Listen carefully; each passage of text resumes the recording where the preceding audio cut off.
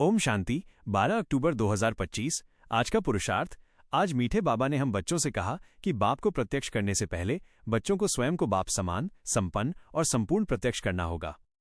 जब लक्ष्य और लक्षण समान हो जाएंगे तभी लक्ष्य बाप को प्रत्यक्ष करना प्रैक्टिकल में आएगा। पुरुषार्थ तो सभी कर रहे हैं, लेकिन अब समय की तीव्रता को देखते हुए तीव्र पुरुषार्थ और उसकी दृढ़ता की आवश्यकता है। तीव्र पुरुषार्थी के लिए पेपर में पास होना निश्चित है, वो हुआ ही पड़ा है। वर्तमान समय के अनुसार एक ही समय पर मनसा अनुभव कराना, वाचा ज्ञान का परिचय कराना और कर्मणा चलन व चेहरे द्वारा संपूर्ण योगी जीवन का अनुभव कराना, तीनों प्रकार की सेवा चाहिए।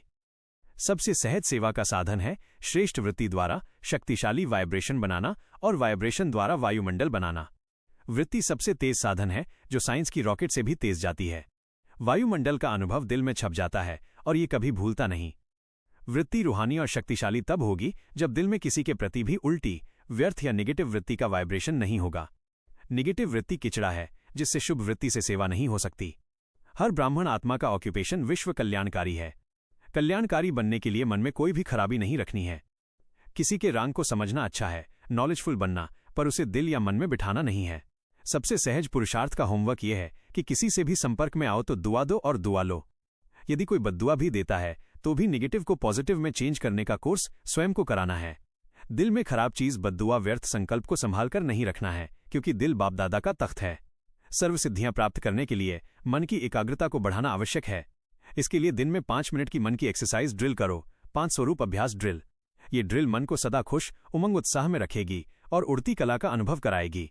फिर बाबा ने कहा, संगठन की शक्ति को बढ़ाना ब्राह्मण जीवन का श्रेष्ठ कार्य है। जहां मेजॉरिटी है वहां में समर्थन यही संगठन की शक्ति है। अपने विचार को त्यागना भी पड़े तो त्याग में ही भाग्य है। पुरुषार्थ कैसे करें? तीव्र पुरुषार्थी बने। पुरुषार्थ में तीव्रता और दृढ़ता लाएं। लक्ष्य और लक्षण को समान बनाएं। जैसा श्रेष्ठ लक्ष्य रखा है वैसे ही लक्षण चलन को बनाएं। तीनों प्रकार की सेवा साथ साथ करें। मनसा, वाचा और कर्मणा द्वारा एक ही समय पर सेवा करें। श्रेष्ठ वृत्ति से वायुमंडल बनाएं। रूहानी शुभ भावना, शुभ कामना की वृत्ति से वाइब्रेशन द्वारा वायुमंडल बनाएं। दुआ दें और दुआ लें। कोई कुछ भी करे, आपका कोर्स है सिर्फ दुआ देना और दुआ लेना। क्षमा के मास्टर सागर बने। परवश आत्माओं को क्षमा दें। ऐसा वायुमंडल बनाएं कि सामने आने वाला स्नेह, सहयोग, क्षमा और हिम्मत का अनुभव करें। मन की एकाग्रता की ड्रिल करें। दिन में 5 मिनट निकालकर परम धाम से देवता रूप तक 5 रूपों की मन की एक्सरसाइज करें। पुरुषार्थ में क्या नहीं करना चाहिए? लक्ष्य और लक्षण में अंतर नहीं रखना है। पुरुषार्थ की तीव्रता में कमी नहीं आने देनी है। मन में किचड़ा, व्यर्थ वृत्ति या नेगेटिव वृत्ति नहीं रखना है। किसी भी आत्मा के प्रति व्यर्थ या नेगेटिव वृत्ति नहीं रखनी है। नेगेटिव बातों को दिल में नहीं बिठाना है। रंग को रंग समझना है, नॉलेजफुल बनना है, लेकिन उसे अपनी दिल या वृत्ति में बिठाना नहीं है। इससे स्वयं भी परेशान होते हैं और विश्व कल्याणकारी नहीं बन पाते। किसी की खराब चीज, बद्दुआ, व्यर्थ संकल्प को अपनी दिल में संभाल कर नहीं रखना है। संगठन में ये बड़ाई नहीं दिखानी है। ये नहीं सोचना कि मेरा विचार ही सबसे अच्छा है, भले ही कितना भी अच्छा हो। संगठन को टूटने नहीं देना है। मीठे बाबा की स्पष्ट समझानी है कि अब समय की तीव्रता को देखते हुए तीव्र पुरुषार्थ की आवश्यकता है। बाप को प्रत्यक्ष करने के लिए हमें पहले स्वयं को बाप समान, संपन्न और संपूर्ण प्रत्यक्ष करना है। इसके लिए लक्ष्य और लक्षण को समान बनाते हुए मन की एकाग्रता की ड्रिल द्वारा स्वयं को उड़ती कला में रखना है।